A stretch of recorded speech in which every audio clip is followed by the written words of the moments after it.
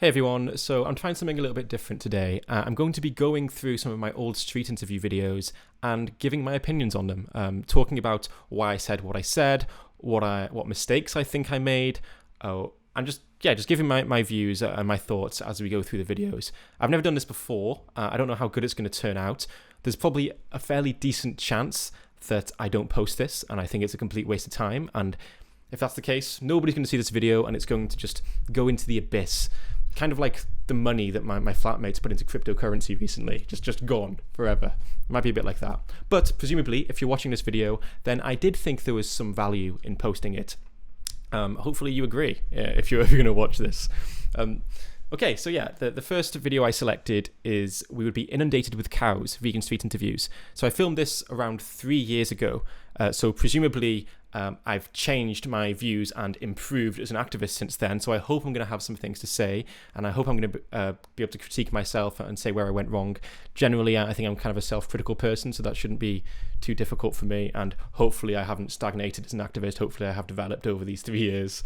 It's also worth noting that I obviously edit these street interviews quite a lot. I try to make them shorter and snappy and more entertaining. But the negative consequence of that is that there can be things missing that perhaps are kind of important for like building rapport and having productive conversations.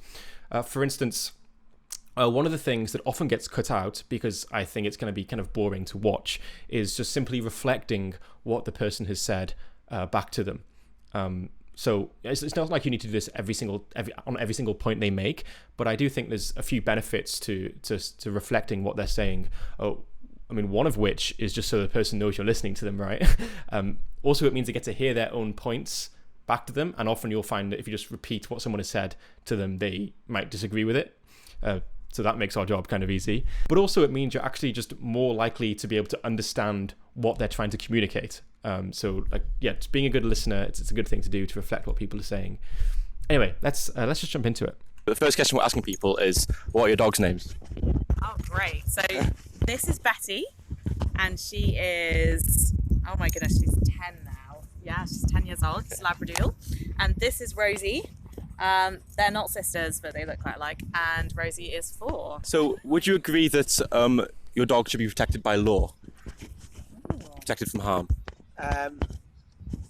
Yeah, I think so. I think they're a living they're an animal, aren't they? So I think, I think they should be. But then I suppose the question then is, should all animals be protected by law? So this is an awesome start. I mean, so usually I start talking about a different topic that isn't veganism, and then I try and bring it onto veganism, and it can sometimes be like this awkward moment where I'm trying to get them onto it, but it's not really getting there, or like there's this moment where I feel like they're suddenly realizing my agenda, and I don't want that to be kind of awkward. So it's really nice when they bring it up, when they bring it onto farmed animals. It seems to make the transition a lot smoother. But also it's just a really good sign that he's open to exploring this topic if he's bringing it up himself unprompted like that. So good start. And if I'm remembering correctly, this guy in the middle was pretty damn cool. Yeah, what makes them different to another? I probably would say that all animals should be protected. And yet we all ate pig this morning. So again, we did. We did. We had bacon. We did. Shame on you, animal abusers. Yeah. Safely ate bacon. Yeah. We But then did. again, I could give up meat. The argument is actually, do we actually need to eat meat? It is a bit weird when you think about it. I think it's quite weird. So we're like less than a minute in here, and like obviously I have edited it, so the conversation was probably a bit longer than that. But we've barely started, and this guy is bringing up farmed animals, and now completely unprompted. I haven't done anything at this point. He's saying that he thinks it's weird that we eat animals. This guy is just screaming out to like make the connection and join our cult, and it's what you want to see. It's giving me a bit of a buzz. Yeah, but sustainability, you can never grow enough plants at the rate people eat to be sustainable. That's an interesting one, because I guess the animals that we eat are being fed with plants, aren't they? That's true. Yeah. Yeah, they are, but one animal feeds more people than one plant. But if we're breeding billions of animals and they eat... So generally speaking, I think it's good to avoid saying "but" at the start of your conversation, at the start of your response. I think it's kind of setting the conversation up to be more of a debate, where it's like you versus them, and to do that early on, that's not great. I am speculating here. It's not like I'm basing this view on like research evidence, but it seems like fairly common sense that saying that isn't a good thing to do if you want to have like a productive conversation and feel like you're on the same side exploring it together. And like if I'm remembering correctly, the two women it did really turn into a bit of a debate here. So yeah, I mean, I could have made the same point I'm about to make here and just not use the word "but." It's not that hard to avoid. But also there's other considerations, like I think maybe the tone in which you speak is really important. But yeah, I think generally speaking, try and avoid saying "but" in response to someone. Eat so much more food than us. If all these animals are eating plants that could go to humans. Oh, and by the way, I should probably mention, like, this is just my opinion. Like, I'm just like, there's going to be a lot of speculation in this video. I'm not telling you what you necessarily should be doing, but a few people have asked me for these kind of videos, and I'm just giving my opinion. It doesn't mean you have to copy me. It doesn't mean that I think I'm Earthling Ed 2.0. I certainly don't. But yeah, I thought I'd just say that, just in case. Do whatever you think is most effective for the animals. Then surely it's not sustainable. How would you curb the animal population as well, though, if they're left unchecked? Yeah, I mean, I get. Would you be killing them just for the Right. sake of killing them? Yeah. So I suppose because we're breeding them, it would be more that we'd stop breeding them, so they wouldn't be there in the first place, would they? But wouldn't they just naturally breed themselves? The way it is now, though, they're not actually breeding naturally, so it's kind of artificial. Humans are injecting.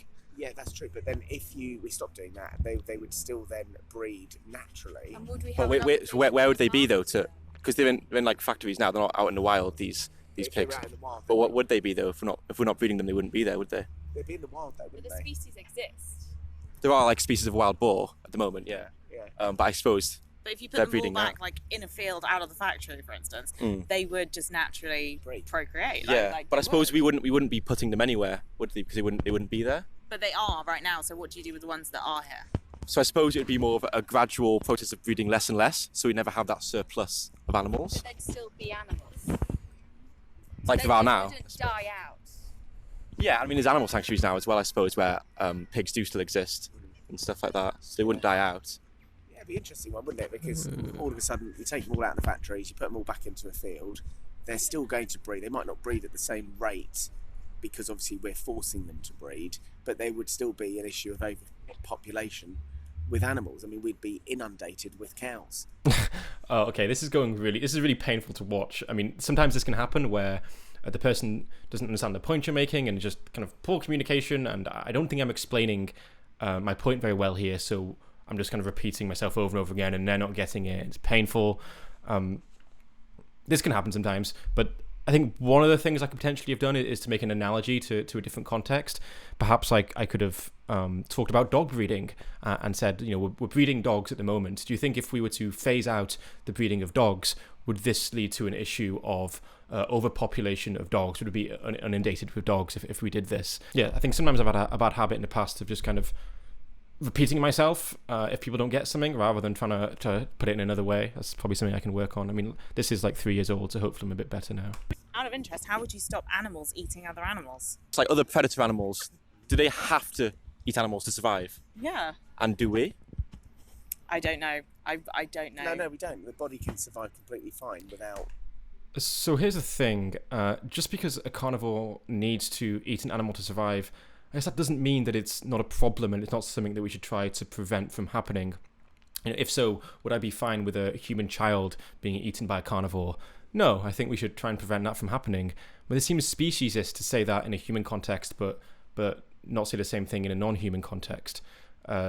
So here's another thought experiment we can use to kind of make my point a bit clearer.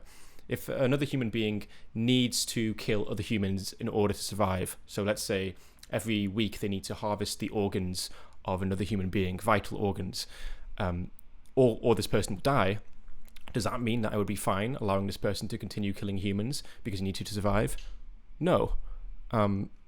So I think if I was talking to someone who perhaps had thought about this before and was into moral philosophy, perhaps they could probably catch me out here if my question suggests that if someone needs to do something to survive, therefore we shouldn't try to stop them. However, for 99.9% of the people you're talking to, I think asking this question is fine and will help get people to the conclusion that we want them to arrive at. I'm probably overthinking here. This is probably what overthinking looks like. I think it's a fine question to ask, a useful question to ask. Another option we can do, though, is we can ask them if they think that we should look to the behaviour of wild animals as moral guidance for our own behaviour.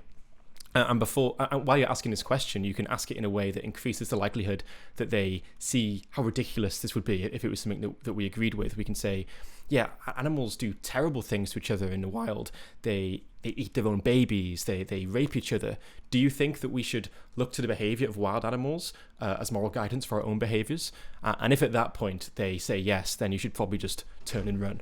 Another point you can make is you can bring up whether they think non-human animals have the same moral agency that we have. Do non-human animals understand right and wrong like we do? I don't know. No, we don't. The body can survive completely fine without eating meat. Can a lion survive on plants?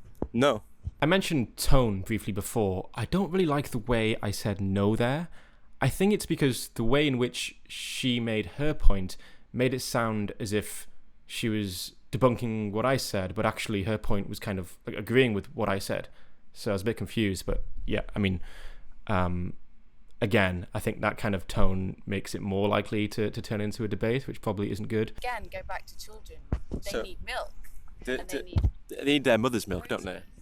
Well, to an Some extent, people but can't. Yeah. You know, they And we can't. can have formula. So the American Is artificial food better than natural food then? is it natural to drink the breast milk of a cow though? I think Yeah, that's kind of weird. So when someone makes an appeal to naturalness, you can ask them if they think what we're doing to animals is natural. In reality, if you watch my content, you probably already know this, but I think what's natural is irrelevant to how we ought to act.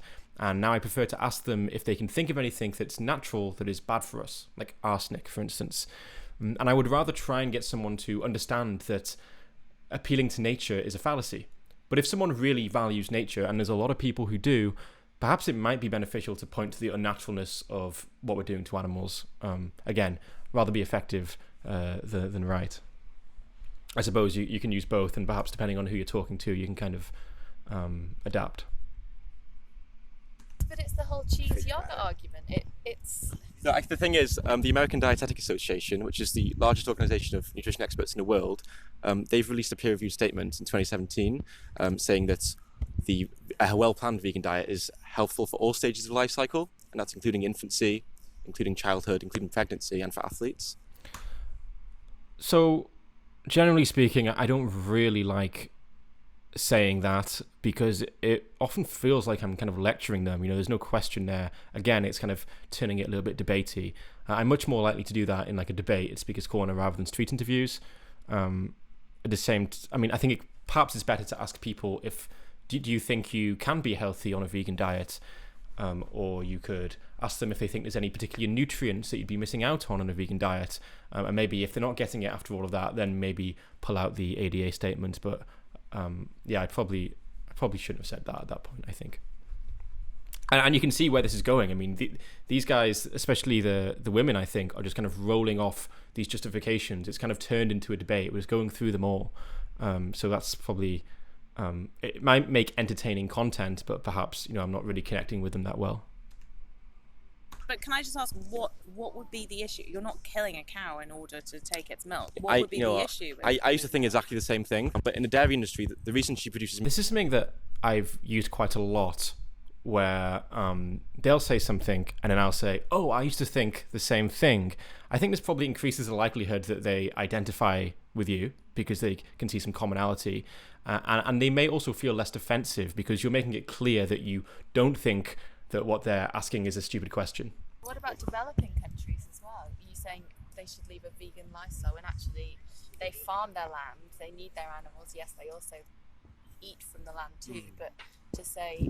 Yeah. I suppose if you're putting that there and saying they need, if it's a necessity, then I suppose anything can be justified if you need to.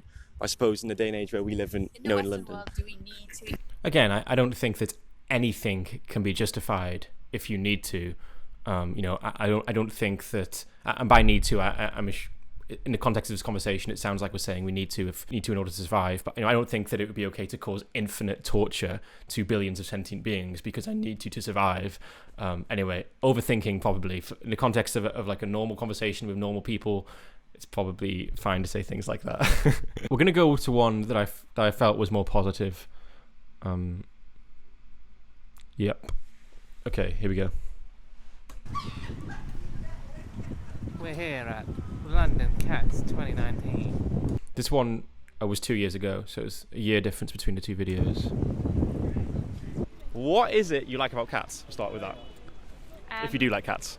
Yeah, I love cats. I think it's because they're really independent. They are like super. So one of the easiest ways to get people on to veganism and get people to kind of go down the route we'd like them to go down is to make the analogy to cats or dogs. Ask people how they feel about cats or dogs, if they think that there's a moral difference then between cats and dogs and pigs, chickens and cows. I think people find these analogies really intuitively compelling. So when I'm looking for places to do street interviews, I often try to find cat or dog shows or events related to these animals.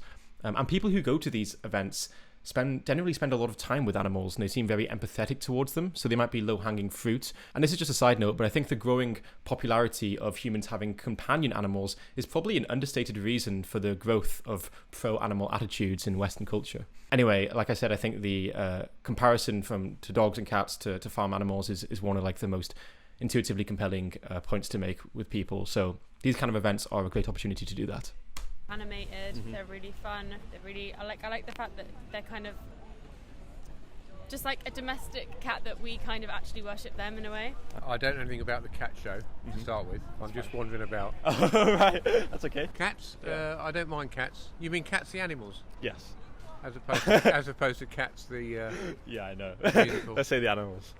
I quite like them, but I'm not over keen on people keeping them as pets because they catch birds and make a mess in other people's gardens. They do, yeah. Do you think that cats should be protected by us? So, okay, a couple of things to note there.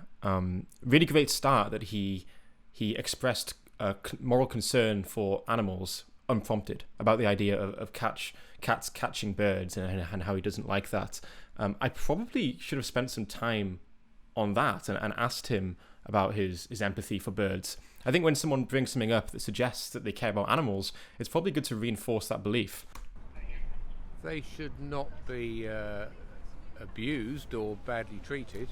So let's say if we had a cat here then, and I was going to hurt the cat, maybe with a knife. No. Would you actively try and stop me from doing that? Yeah.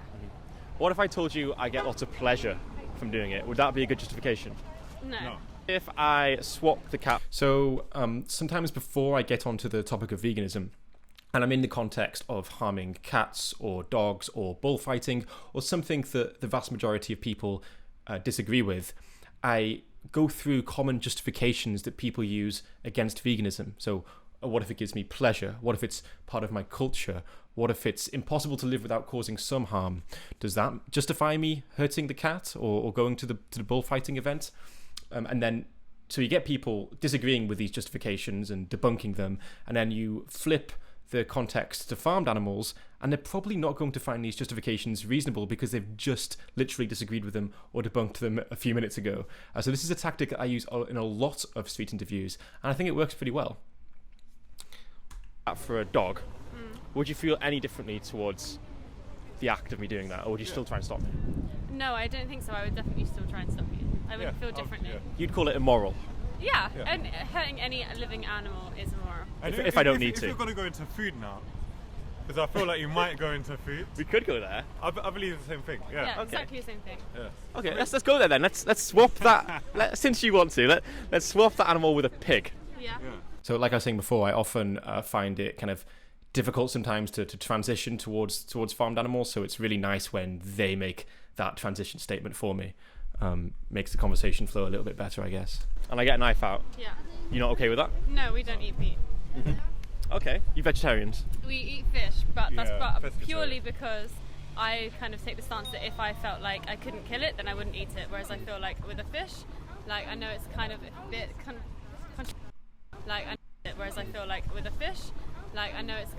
bit contradictory, but I feel like I could. I see. Let's say if I was going to hurt... What's cool about this is that you can see how open-minded she is. I mean, she's literally saying like, "Oh, I feel like it's a bit contradictory." She's expressing that she's not very confident in her belief that she feels like it's ethical to kill fish. And, we all go through life with weird beliefs, and very rarely does someone stop you in the street to make you question these beliefs we have. So I think we should be really understanding and non-judgmental when people say things like this.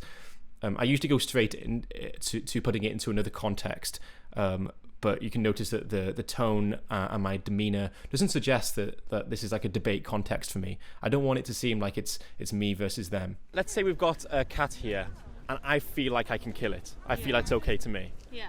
Does that make it ethical?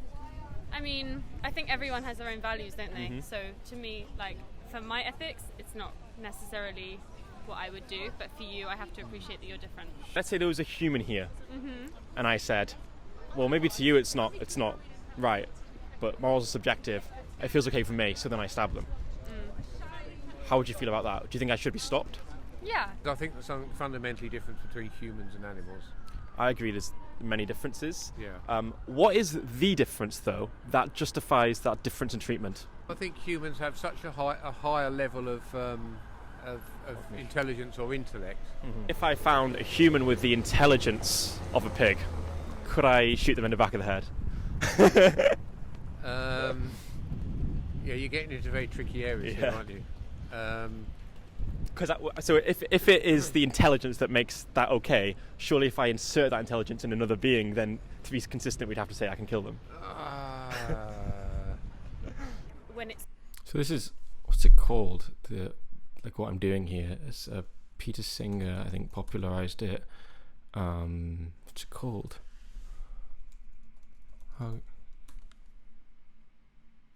Marginal cases. Marginal cases argument. So you basically just like whatever trait they named, you then put it into a different context. We can always find humans who have the intelligence of a pig, or who have the moral agency of a pig. Whatever they name, we can find it in the human context and see if they agree with it, and they usually don't. So that's a good way to go. Another thing we can do is we can just ask them if they think that beings who are more intelligent are worth more. And I can say, like, if we know that you're more intelligent than me, does that mean that you matter more than me morally? And these are like points that I guess people kind of find intuitively compelling. Anyhow, it's like factory farming, and it's farmed for that specific purpose, and you're taking it out of its natural kind of rhythm of like life, then no, it's not justifiable.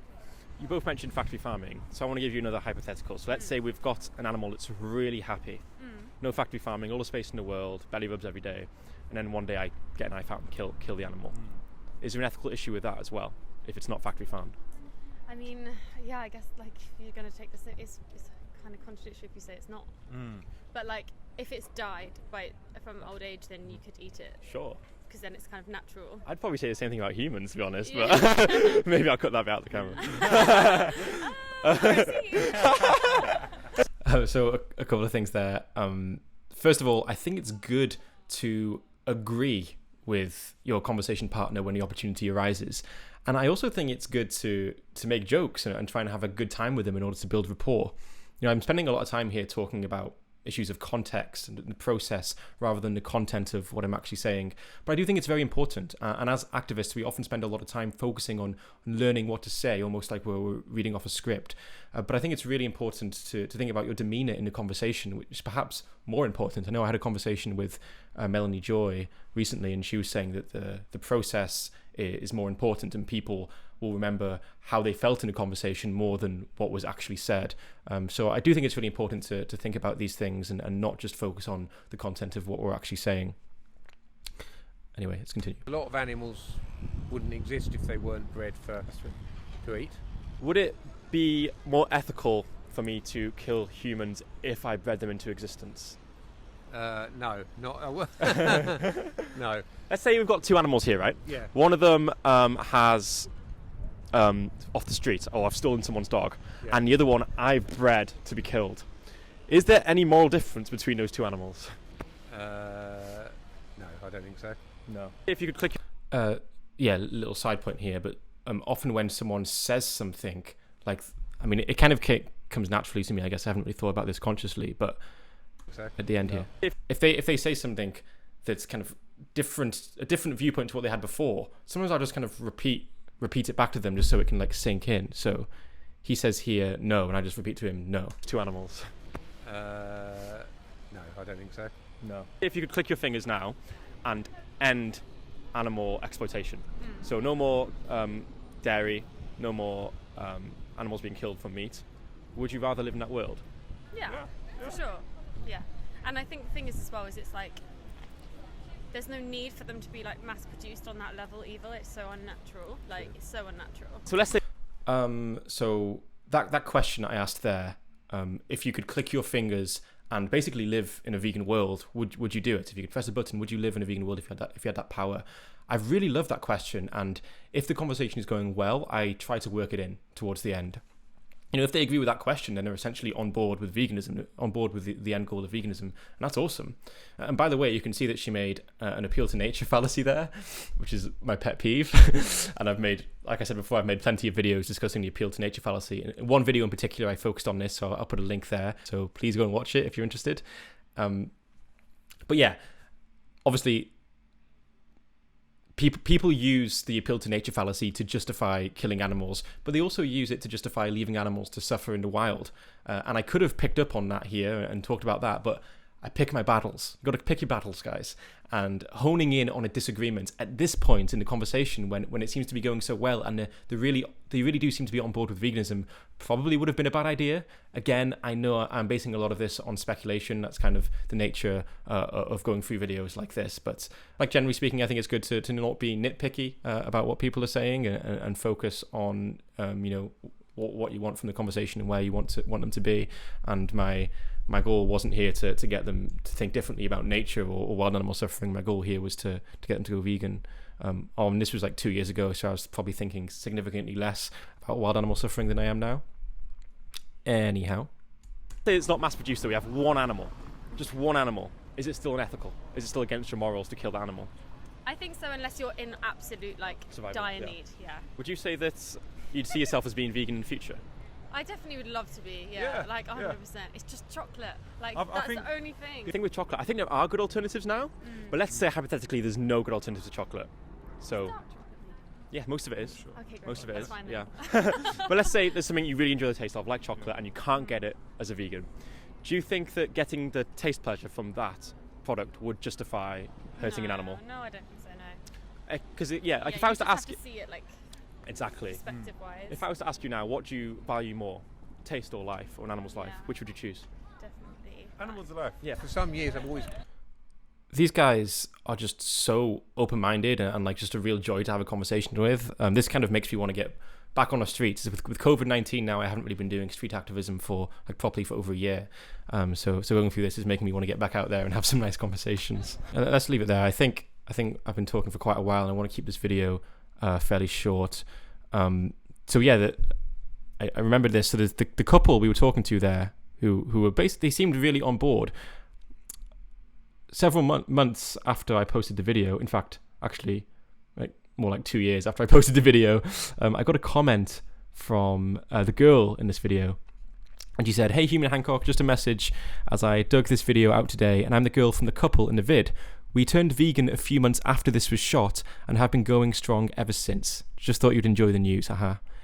Isn't that lovely? So this conversation went a lot better than the previous one I was reviewing. Wow, I kind of feel more positive now. That was actually quite enjoyable. But yeah, this is also my first time just going through videos that I've made and kind of like reviewing them. So I'm sure I haven't done the best job, but hopefully I said a few things that might be helpful to you. It's also useful for me to go through my things and see where I went wrong and see what I think works. Obviously, it's not a perfect way of assessing what I'm doing, because I've edited these videos and a lot of it's been cut because I'm trying to make it more snappy and more entertaining. But still, if you enjoyed this kind of content, do let me know. Okay, and before I finish up, I just want to quickly announce the Patreon of the month, which goes to Bart, and you have won a t-shirt from animalriots.com. So we have 2 colors, black and white, 3 sizes, small, medium, large. I'll message you on Patreon and you can let me know whatever you would like, and I'll send it over to you right away. If you're someone who finds my content valuable, please do consider supporting me on Patreon. It really makes a difference. And with that said, thank you so much for watching. Let me know if you have any video topics you'd like me to cover. Let me know if you'd like to see more of this kind of content, trying something new here. And I will be speaking to you very soon in another video.